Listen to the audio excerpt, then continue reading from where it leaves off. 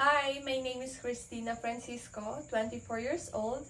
I'm a meat cutter for almost 4 years now, and today I'm gonna show you how to sharpen a knife using a sharpening steel.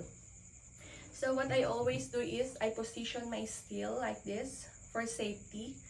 Then I position my knife in 45 degrees angle. I'm gonna start from the heel to the tip and gently run the blade on the steel. From heel to tip. From heel to tip. From heel to tip. You can do it 5 to 10 times on both sides. From heel to tip. From heel to tip. From heel to tip. From heel to tip. From heel to tip.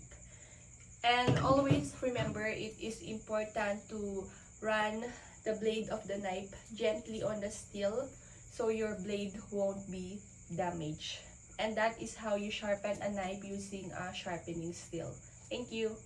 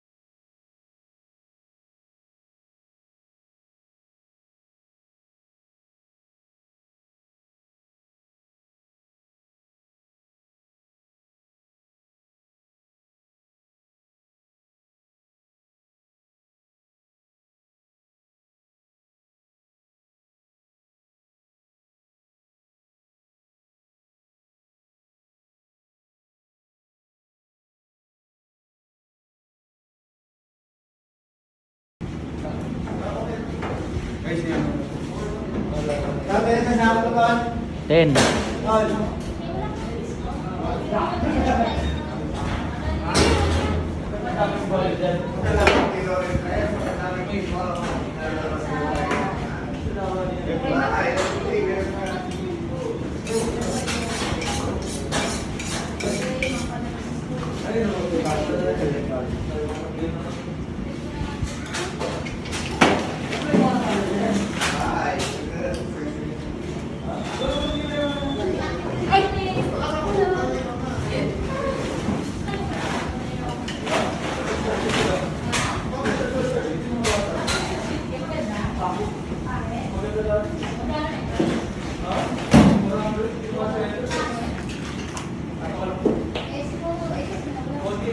One minute.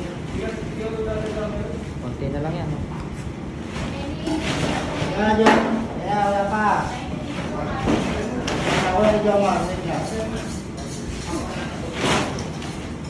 1 and 15.